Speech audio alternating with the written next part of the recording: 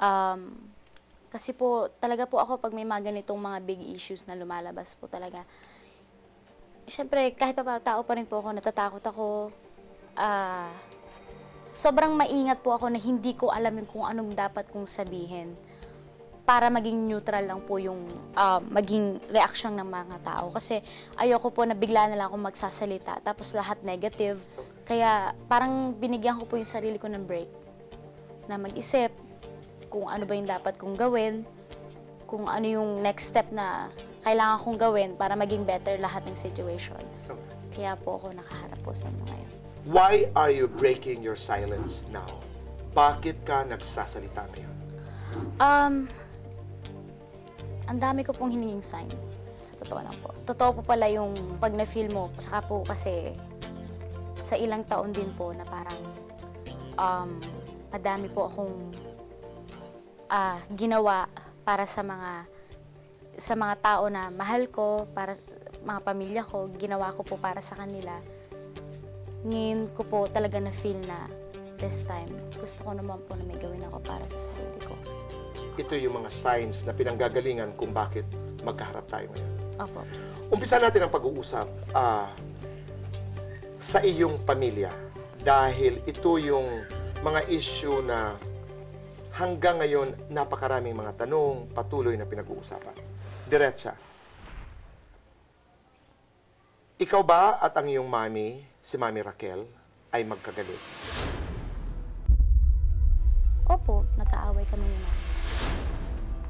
Kailangan ko po siyang itindihin dahil kung nasaktan man niya po ako, alam ko pong mas nasaktan po siya bilang isang ina.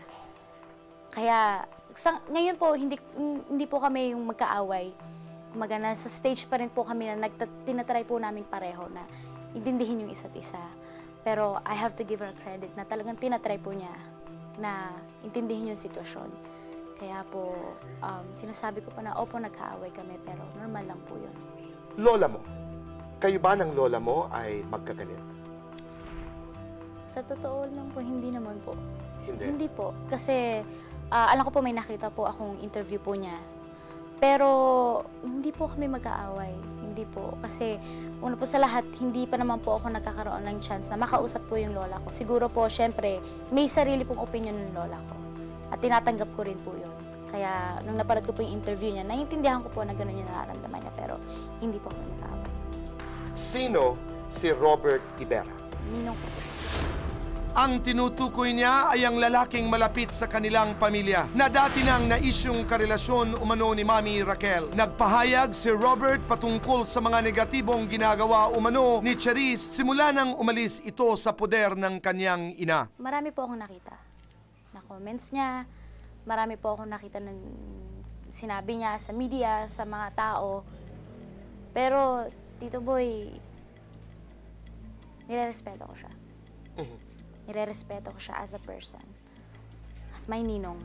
Okay. Malaki yung utang na loob ko sa kanya, honestly. Hindi ka galit sa kanya? Hindi ko alam kung bakit hindi ako galit sa kanya. Kahit naisipin ko po na kailangan kong magalit dahil sa mga sinabi niya, pero hindi.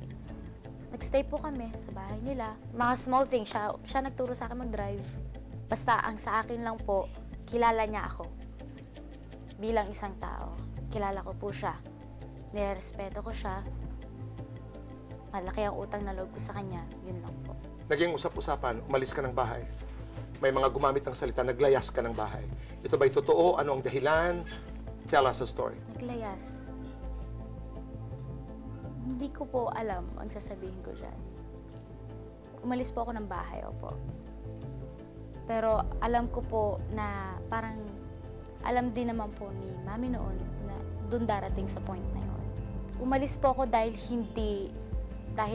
ayoko na po doon. Umalis ako na yun yung kailangan ko pong gawin. Ngayon po nagsistay po ako dito po sa Laguna po, sa Cabuyao. Actually po, nagsistay po ako sa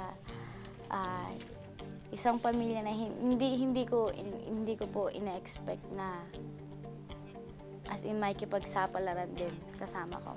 Susugal. Isusugal. As in, would take a bullet for me. na hindi ko na-expect na ganun. Kaya nga nung birthday ko, sinabi ko talaga na napakaswerte ko na may mga ganung tao. Kasi sa sitwasyon ko ngayon, Tito Boy, hindi ko ina-expect. Ang hirap mag-trust. Ang hirap mag-trust, ang hirap maghanap ng taong ganun. Pero again, hinayaan ko ang Diyos na bigyan ako ng sign, bigyan ako kung sino yung pwedeng tumulong sa akin. Nandito sila sa Laguna, sila Mami Ina, sila Tatay George, sila Kuya Glenn. Matagal na po kami magkakakilala. Bata pa po ako eh. Pagdating ko po sa bahay na ng araw na yon, na-feel ko po yung komportable po talaga ako. Dito your home, no? Opo.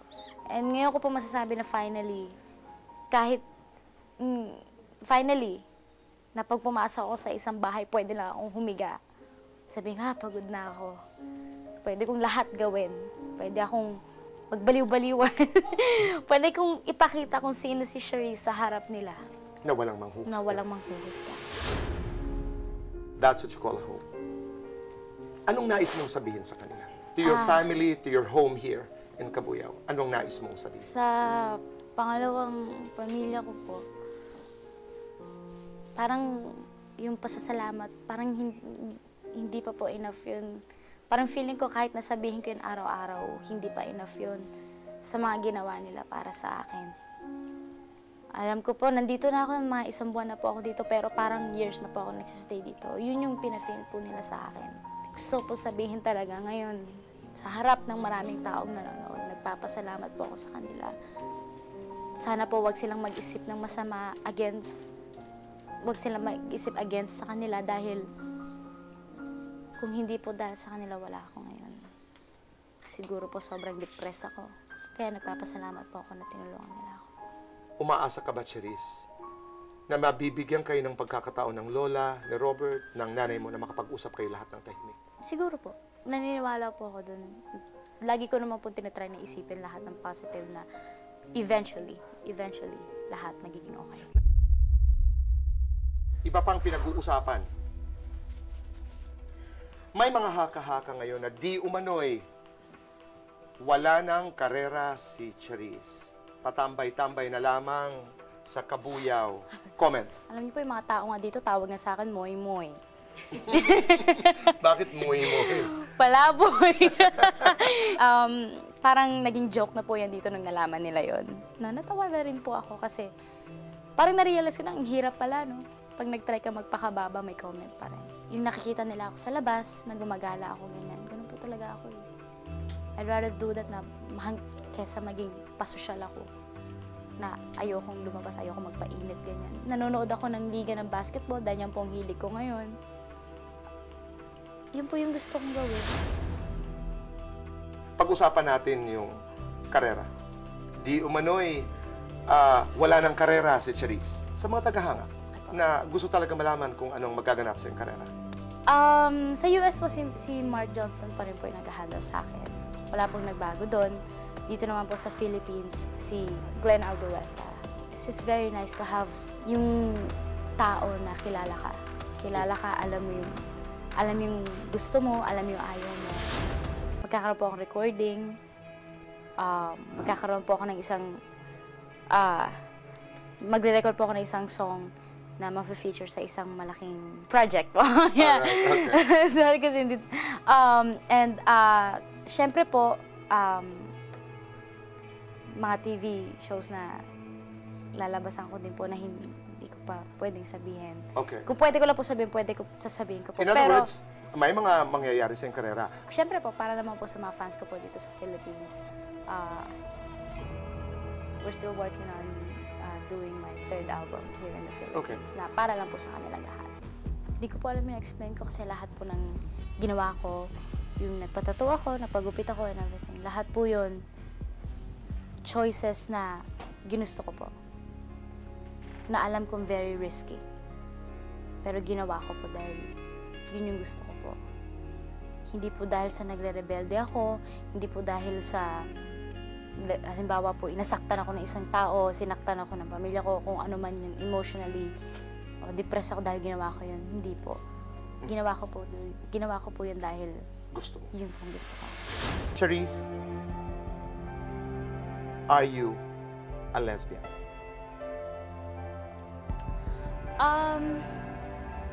Tito Boy, meron po akong chance na gawin po lahat ng to internationally. Chance, ibig sabihin, itong pag-uusap na ito Itong pag-uusap po doesn't natin. have to happen here in the Philippines. Okay. Pero pinili ko po dito dahil malaki pong utang na loob ko sa mga Pilipinos. Dahil na-feel ko na gusto ko pong sila. Sila yung makaalam kung ano man po ako, kung sino man po ako. Opo, tomboy po ako. Hindi ko po alam kung ano yung problema doon. Kasi para po sa akin, wala pong problema yun. Ngayon, gusto ko pong humingi ng patawad sa mga hindi po nakaintindi, sa mga hindi po makakaunawa, sa mga hindi po ako matatanggap. Sorry po. Naiintindihan ko po kayo. Pero sa lahat po ng makakatanggap, mga tanggap po ako, maraming salamat po. Pero sa ginagawa kong to, gusto ko lang na sabihin sa inyo na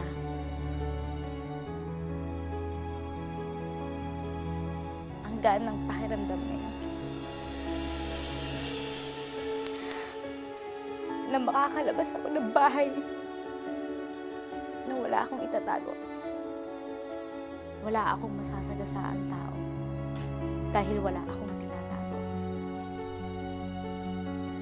Sorry, Mami, Carl, pero ito ako. Proud ako sa sarili ko.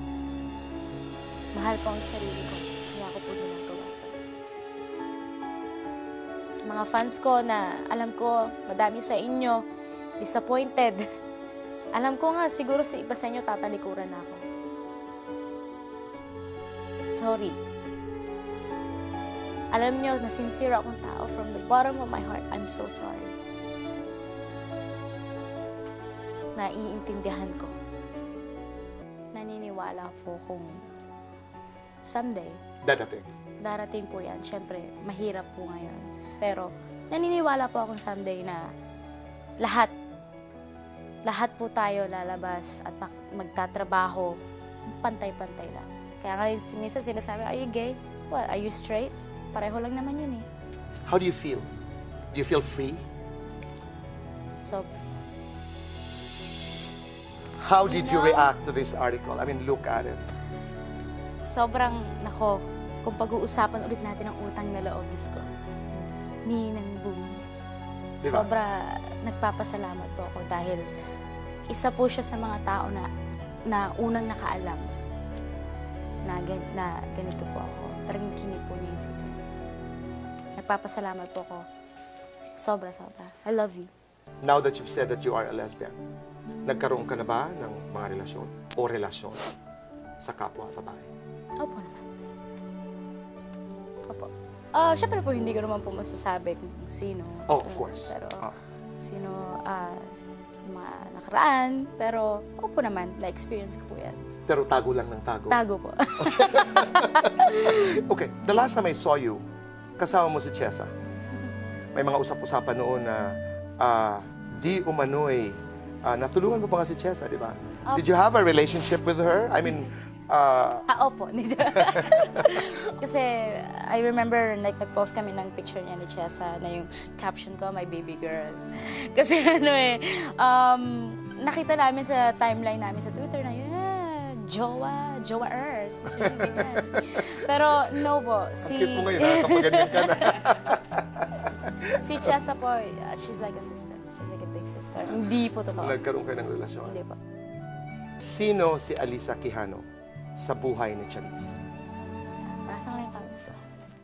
Si Alisa ang miyembro ng female singing group mula sa X Factor Philippines na AKA Jam na napapabalita ang girlfriend na umano ni Charisse.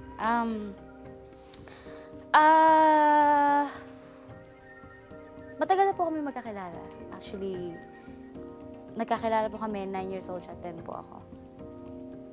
Sa mga singing contest po, ganyan, nagkakalabang po kami lagi. And then, nagkita po ulit kami sa X Factor.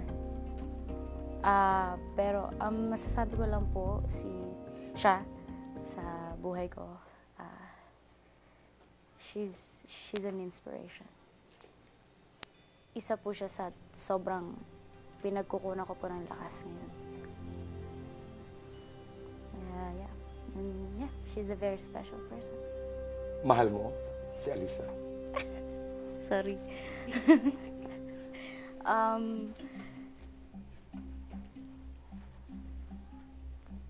Sana mabuksan niyo na lang yung puso ko, no, para makita. Para yung makita. sagot. Oo. Kung bubuksan ko yung puso, is it a yes or no? Lakas lang yung tibok. Malakas lang yung tibok. Okay. Pero ito, si Alisa bang dahilan kung bakit nagkaroon ng hidwaan si Charisse at ang kanyang pamilya? Siguro po isa na naman po yan sa mga yung masasabi nating yung expected na mangyayari. Basta po ang masasabi ko lang po, hindi naman po nila kilala si Alisa. They don't know how amazing she is. Yun lang po. Pero alam ko pang naiintindihan niya. Nagtanan daw kayo. Tito Boy, parang parang masyado akong binata. May plano ka bang magpakasal one day? One day. One day. One day. Siyempre po hindi pa ngayon, pero one day. Nasaan ang Diyos sa buhay mo ngayon? Nasa puso ko po. Lagi.